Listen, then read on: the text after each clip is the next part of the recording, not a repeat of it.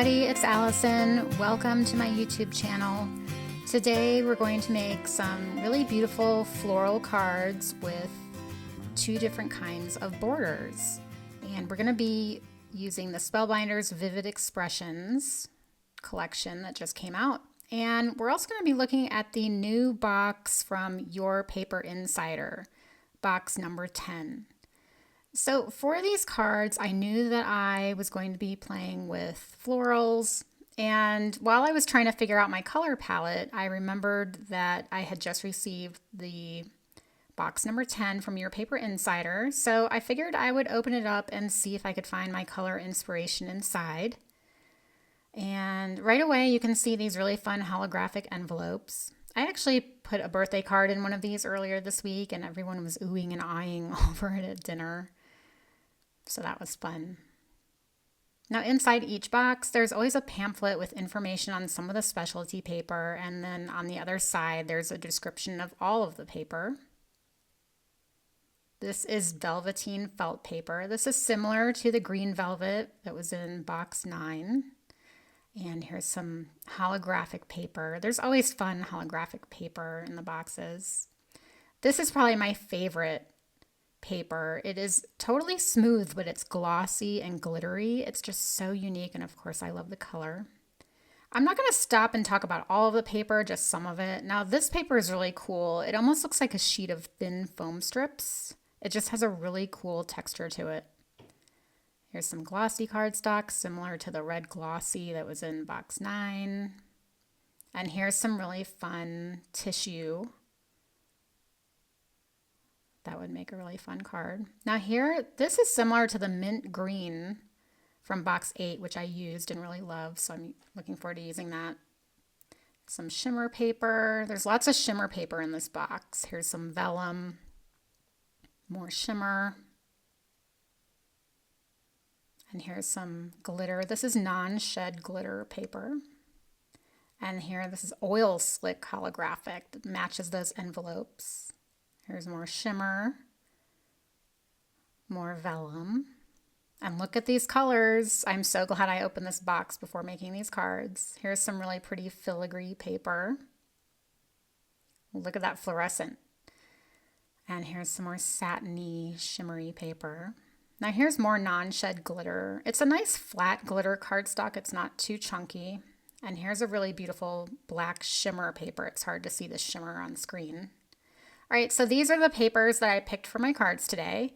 I used almost all of these. And I love how there are always colors in the boxes that go together. They don't just slap one piece of every color of paper in their boxes. It's always curated very well. All right, we're going to be using the Vivid Blooms floral set from Spellbinders. If you're familiar with the Be Bold set, it's kind of similar to that. It has a similar feel and size. Now this is the Berry Fields border. This is the border die that we're going to use. This actually comes with 6 other dies in the set, but we're just using this basic die from the set. Now here's the other piece that I got when I cut my A2 sized panel, so I could just make another card with that border. And you can obviously see that I already cut a bunch of floral pieces with these beautiful papers.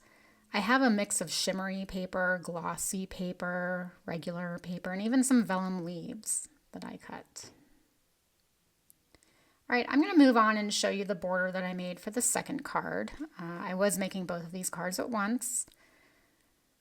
These are the pressed lace borders, and these are better pressed plates with matching dies to cut the decorative borders. You don't have to use the dies. You can just ink up a panel with these plates in different colors to make a really beautiful card. But I am going to use one of the dies, and I'm going to use this smallest little plate over on the right.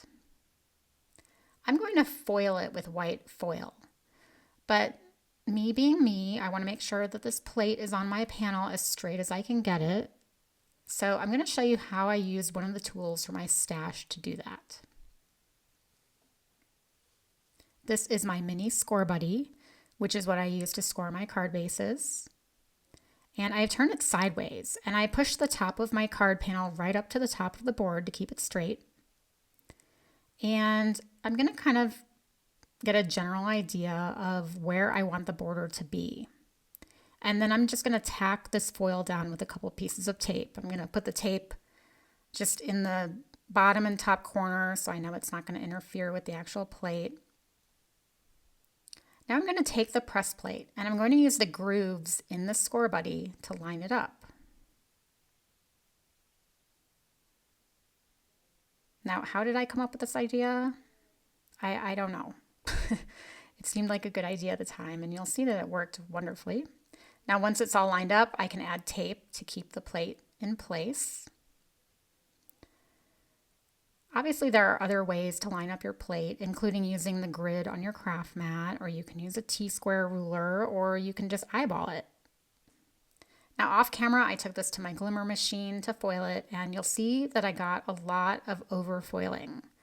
I have some paper shims that live in between my Glimmer plates, and I could have done this again and taken the shims out, but let's see if we can fix it first. So this is an adhesive eraser, and I'm being very careful here. The foil design is pressed into my paper, so I'm really getting the excess off that is not pressed in there. You'll see that I'm holding this eraser practically flat to the paper, and I'm just rubbing across this design. And you'll see that the excess foil is coming off quite nicely, and it's not pulling up foil that I don't want to pull up.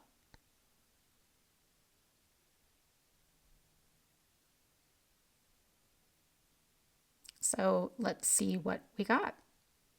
Here's what we have, and then here's what it started out as. And I think it worked great, and I didn't have to do it again. So if you ever have overfoiling, don't worry about it. Just try that. Now that I got such a good straight foiling, I want to make sure that I don't screw it up in the die cutting machine. So I've used a die to cut a scrap of white cardstock, and I will use that as a template. I will just line it up with the foil pattern and then tape that down, being careful not to get tape on that foil. And then I can just pop the die into the grooves of this little template. And then I'll know that it's all perfectly lined up. I'll put tape on the bottom. Now again, you don't want to put tape on foil. But I do want to tape that other side of the die just to make sure it doesn't shift on me in the die cutting machine. So I've just cut a strip of thin copy paper and I'm covering the foiled area with it.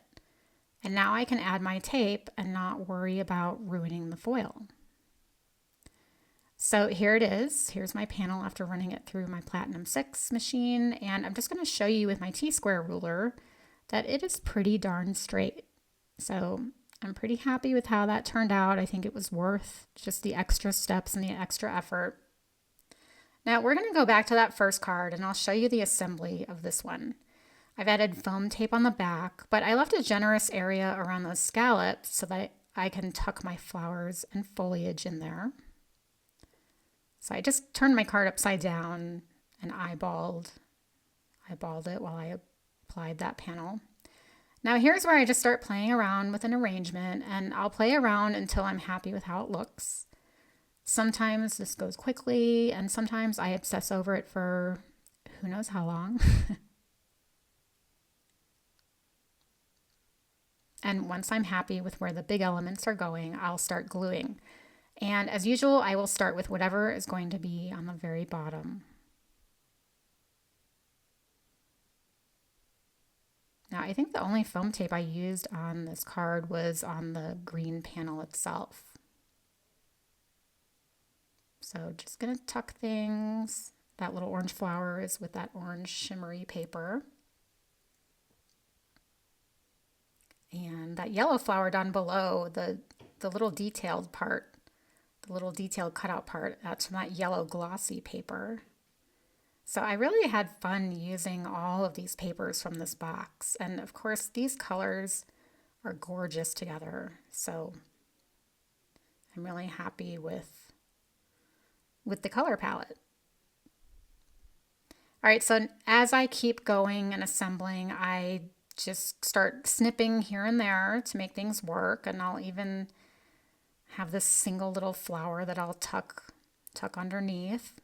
So don't be afraid to cut apart your die cuts and do what you need to do. So here I have one of these little vellum leaves that I tucked in, and here's another vellum leaf that I'm going to tuck in there, although I think I come in eventually and cover that one.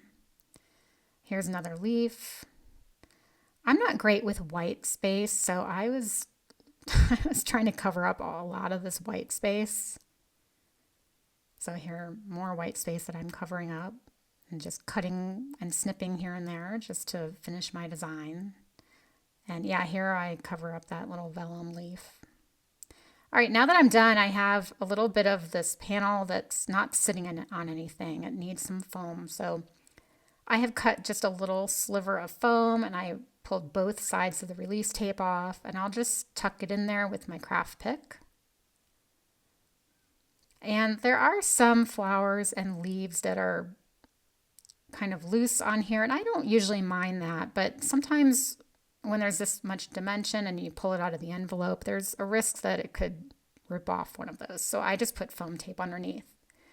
Now for sentiments, this is the Ideal Moments press plates. This all comes in one set, the 2 matching dies and the 2 plates. And I am just going to foil one of these sentiments. And by the way, that Big Wishes die on the card is from a new die set. There are a lot of fun large word dies in the new Bougie Birthday collection, which I haven't shared yet. And there's the Happy Birthday, all nicely foiled. That Friend die, that's from an older die set from Janis Makula. Actually, I think it was also a Glimmer plate. But I have all the supplies linked below, and I always have a link to my blog posts as well, where you can find all the details for my cards, visual supply lists, things like that. I think there's a link to my Instagram page, always in the description below, where you can check out all of my cards. Sometimes I have cards on Instagram that I don't do videos for, and even sometimes I don't have blog posts for. So you can always head over there to check out more. And that is it for me today. I appreciate you tuning in and watching. And I should have mentioned these border cards are so fun. You could make a border with any long die that you have in your set. And, I love border cards. I think I think it's easier to arrange flowers in a border card than just a big panel. So I hope you enjoyed it. If you did, please give me a thumbs up and don't forget to subscribe. I will see you next time. Bye-bye.